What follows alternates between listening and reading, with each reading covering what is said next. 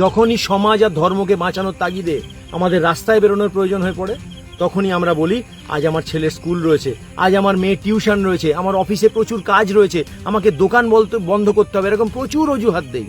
আর এই সমস্ত অজুহাত দিয়ে যেখানে আমাদের প্রয়োজন যাওয়ার, যে জমায়েতে আমাদের থাকার প্রয়োজন, আমরা সেই জমায়েতে উপস্থিত হতে পারি না। আমি সমস্ত সনাতনী মানুষদের উদ্দেশ্যে বলতে চাই, এইভাবে কি আদৌ আমরা আমাদের সমাজকে বাঁচাতে পারবো? এইভাবে কি আমরা আমাদের ধর্মকে বাঁচাতে পারবো? এই প্রশ্নের মুখোমুখি আপনাদের প্রত্যেককে দাঁড়ানোর সময় কিন্তু আজকের পশ্চিমবঙ্গে হয়ে এসেছে। তার কারণ যারা আমাদের ধর্মকে সংহার করতে উদ্যত, যারা আমাদেরকে সংহার করতে উদ্যত, যারা আমাদের পরিবারের মহিলাদের ভোগের সামগ্রী ছাড়া অন্য কিছু কোনোদিন ভাবেনি, তাদের দিকে একবার তাকান। তারা কিন্তু নিজেদের লক্ষ্যে স্থির। তারা প্রত্যেক সপ্তাহে একদিন করে জমায়েত করে, প্রত্যেকে জমায়েত হয় সেখানে একদিন নিয়ম করে। তার কারণ তাদের লক্ষ্যে তারা স্থির। তাদের একটাই লক্ষ্য, ভারতবর্ষকে গজওয়াতুল হিন্দ বানানো, সারা পৃথিবীকে ইসলামিক পৃথিবী বানানো, দারুল ইসলাম বানানো, এটাই তাদের লক্ষ্য। আর সেই লক্ষ্যে স্থির থেকে তারা তাদের লক্ষ্য কিভাবে পূরণ করতে হবে সেটাও তারা খুব ভালোভাবে জানে। তাদেরকে সেইভাবে ট্রেন করা হয়, তারা খুব ভালো মতন জানে। আর জানে বলেই সেই গজওয়াতুল হিন্দ বানানোর জন্য ভারতবর্ষকে তারা যুগে যুগে ভারতবর্ষের মধ্যে বিভিন্ন সময়ে লড়াই করে, ধর্ষণ করে, খুন করে, জখম করে মানুষকে বিভিন্ন বর্বরতার সাক্ষী রেখেছে। আমাদের ইতিহাস তার সাক্ষী। পাটলিপুত্র ধ্বংস করে দিয়েছে, প্রচুর স্মৃতিসৌধ ধ্বংস করে দিয়েছে, নালন্দা বিশ্ববিদ্যালয়কে ধ্বংস করে দিয়েছে। তাদের কিচ্ছু হয়নি, তাদের কিচ্ছু হয়নি। ওটাই তাদের কাজ, গজওয়াতুল হিন্দ বানানোর জন্য। এটা তাদের কাজ তারা করেছে। কিন্তু আমাদের কিন্তু প্রচুর ক্ষতি হয়েছে। সমস্ত গ্রন্থেও আমাদের যাবতীয় প্রাচীন পুঁথিপত্র, নথি সবকিছু ধ্বংস হয়ে গেছে। আমরা বহু বছর পিছিয়ে পড়েছি। তাই তাদের সঙ্গে যদি লড়াই করতে হয়, কিভাবে লড়বো আমরা? অনেকের ধারণা আছে, অনেকে ভাবেন আমার ছেলে মেয়ে তো খুব ভালো পড়াশোনায়, তারা তো বিদেশ চলে যাবে, বিদেশে গিয়ে তারা বড় বড় চাকরি করবে, বিভিন্ন জায়গায় বড় বড় চাকরি নেবে, সেখানে তারা নিরাপদে থাকবে। আপনি ভুল করছেন, আপনি আবার ভুল করছেন। সারা বিশ্বের দিকে তাকিয়ে দেখুন, আজকের দিনে সারা বিশ্ব ইসলামিক সন্ত্রাসবাদের করাল গ্রাসের মধ্যে রয়েছে। জার্মানরা জার্মানিতে নিরাপদে নেই, ইংরেজরা ইংল্যান্ডে নিরাপদ নয়, ফরাসিরা ফ্রান্সে নিরাপদ নয়, ডাচরা নেদারল্যান্ডসে নিরাপদ নয়। আপনার আমার সন্তান, আপনি আমি কোথায় নিরাপদ? কে আমাদের নিরাপত্তা দেবে? অনেকের এটাও ধারণা আছে, যাদের ধারণা আছে যে পশ্চিমবঙ্গে রাষ্ট্রপতি শাসন জারি হলে বাঙালি হিন্দু খুব ভালোভাবে বাঁচবে, তারা মূর্খের স্বর্গে বাস করছেন। তাকান কাশ্মীরের দিকে, নির্বাচিত সরকার ছিল দেশের মধ্যে, সেখানে সংবিধান ছিল, দেশের সেনাবাহিনী ছিল, তারপরেও কিন্তু এক বস্ত্রে নিজেদের প্রাণ বাঁচিয়ে কাশ্মীরি হিন্দু মানুষদের পালিয়ে আসতে বাধ্য হয়েছিল। তারা পালিয়ে চলে আসতে বাধ্য হয়েছিল তাদের স্বাদের কাশ্মীর ছেড়ে। কারণ তারা সংগঠন করতে পারেনি, তারা একজোট হতে পারেনি, তারা এই হানাদারদের বিরুদ্ধে লড়াইকে সংগঠিত করতে পারেনি। কিন্তু আমরা বাঙালি হিন্দু, আমাদের একটা লড়াইয়ের ইতিহাস রয়েছে, আমাদের পূর্বপুরুষদের ইতিহাস রয়েছে। আমরা বীরের জাতি, আমাদের মধ্যে অজস্র বিপ্লবী জন্মগ্রহণ করেছে। তাই আমরা বিনা যুদ্ধে বিনা লড়াইতে 1 ইঞ্চি মাটিও ছাড়বো না, এটা আমাদের পণ করতে হবে। আর তাই জন্য আমাদেরকে সংঘবদ্ধ হতে হবে, আমাদের লড়াই করতে হবে।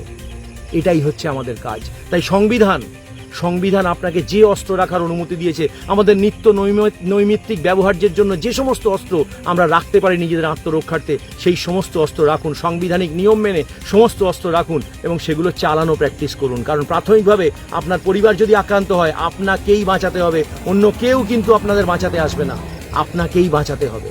তাই সাবধান থাকুন, একজোট হন। একমাত্র সংগঠন আমাদের বাঁচাতে পারে, আর কেউ বাঁচাতে পারবে না। নমস্কার বন্ধুরা, আপনারা দেখছেন রিপোর্টার বাংলা। তো বন্ধুরা, যে ভদ্র মানুষটির ভিডিও আপনারা দেখলেন, তো উনি হচ্ছেন শুভঙ্কর বাবু। তো ওনার কি পরিচয়, কী নাম, সেগুলো আমি পরে আসছি। কিন্তু যে কথাগুলো উনি বললেন, যারা এই ভিডিওটা দেখছেন, যদি আপনি সত্যিকারের সনাতনী হয়ে থাকেন, যদি আপনি সত্যিকারের হিন্দু হয়ে থাকেন, তা একবার ভেবে দেখুন যে কথাগুলো উনি বললেন। এই রকম কথা আমার তো মনে হচ্ছে যারা শুধুমাত্র এই রাজ্যের যারা নিজেকে সত্যিকারের হিন্দু ভাবে, যারা নিজেকে সত্যিকারের সনাতনী ভাবে, তারা ছাড়া যারা ওই তৃণমূলের হিন্দু রয়েছে, যারা সিপিএমের হিন্দু রয়েছে, তারা কোনোদিনও এই কথাগুলো শুনবে না, শুনতে চাইবে না। তাহলে কি ওরা হিন্দু নয়? ওরা আসলে নামে হিন্দু। ওরা এখন একটা সম্প্রদায়ের সাথে মিশে এই বাংলাকে যে পুরো শেষ করার যে চক্রান্ত বা যে প্ল্যান, সেগুলো তারা এখন করছে। আমরা প্রথম থেকেই দেখে আসছি যে 2011 সাল থেকে যখন এই রাজ্যে ক্ষমতায় এলেন তৃণমূল কংগ্রেস, তো তখন থেকে আমরা দেখছি যে এরা একটা সম্প্রদায়ের প্রেমী হয়ে যাচ্ছে, এরা একটা সম্প্রদায়ের প্রেমে পড়ে যাচ্ছে এবং পিছিয়ে যাচ্ছে এই সমাজে থাকা হিন্দুরা।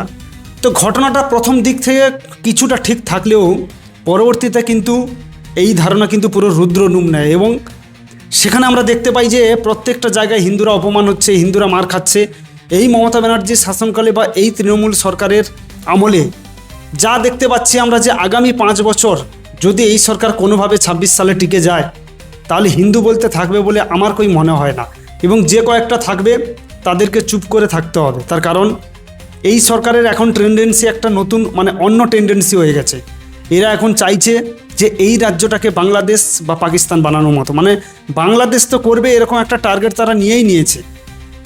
সেই দিক থেকে দেখতে গেলে যে এরা পুরোপুরিভাবে পুরো রেডি যে বাংলাদেশ করবই। কেন তারা এই কাজগুলো করতে চাইছে আমি আজ পর্যন্ত বুঝতেও পারিনি। তো মমতা ব্যানার্জি তো উনি তো বন্দ্যোপাধ্যায় ব্রাহ্মণ বাড়ির, আমরা এটা সবাই জানি। কিন্তু কোথাও কি ভেতরে ভেতরে কোথাও কি কিছু একটা যোগাযোগ বা অন্য কিছু কি আমরা ভাববো যে উনি ওই একটা সম্প্রদায়ের প্রতি এত প্রেম দেখাচ্ছেন যেখানে হিন্দুরা এই মুহূর্তে বাঁচবে কি করে সেই রাস্তা করছে।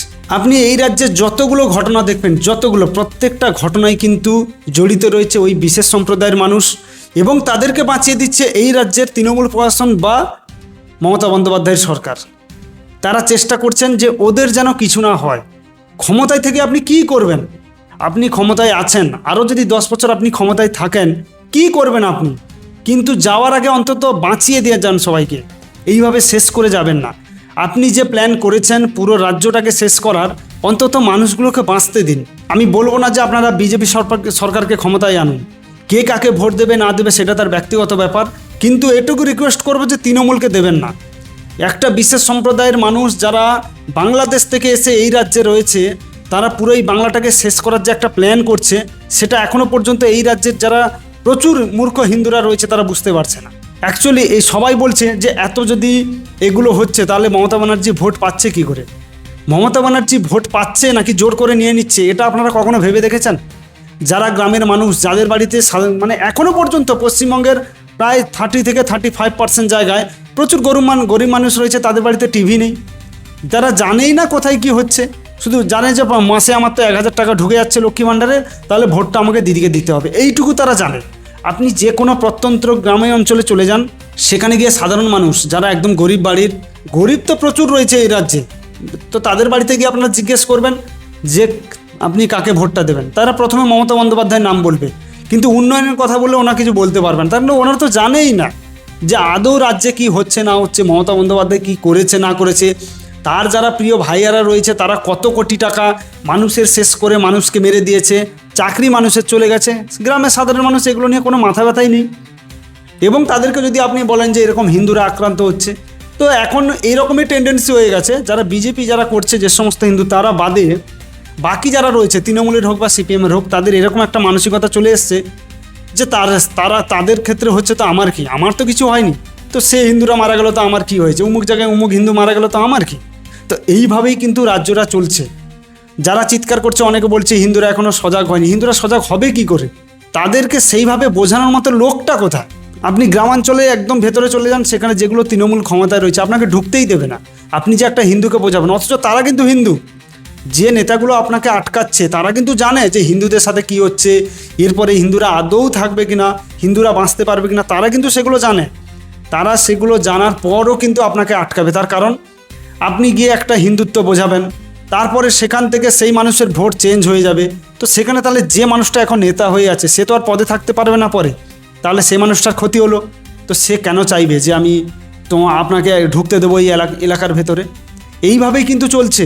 প্রচুর মানুষ আছে তারা জানেই না যে মমতা ব্যানার্জি আসলে কি করছে। মমতা ব্যানার্জি এখন একটা প্ল্যান করছে যে কোনোভাবে এই রাজ্যটাকে আমাকে পুরো বাংলাদেশ বানাতেই হবে, কোনোভাবে আটকানো যাবে না। এবং নির্বাচন কমিশন যেটা চাইছে যে সরকার ক্ষমতায় থাকুক না কেন, আমার অনুপ্রবেশকারী বা অবৈধ ভোটার বাদ দিতে হবে। তারপরে যদি ভোট করে আপনি ক্ষমতায় থাকলে থাকুন, সেখানে তো আপনাকে কেউ দোষ দিতে পারবে না যে আপনি ভুল ভোটার বা অবৈধ ভোটার নিয়ে ভোটে জিতেছেন। যে প্রক্রিয়া চলছে এটাকে সাহায্য করুন, বাঁচতে দিন মানুষকে। পশ্চিমবঙ্গের মানুষ এই মুহূর্তে পুরো শেষ। তাই সবাইকে এটা বলার যে সবাই দেখে শুনে অন্তত ভোটটা দিন। যারা এই ভিডিওটা দেখছেন, যারা জানবেন, অন্তত দেখে শুনে আপনারা ভোটটা দিন। না হলে পরবর্তীতে এই পশ্চিমবঙ্গ কোথায় গিয়ে দাঁড়াবেন আপনারা খুঁজে পাবেন না।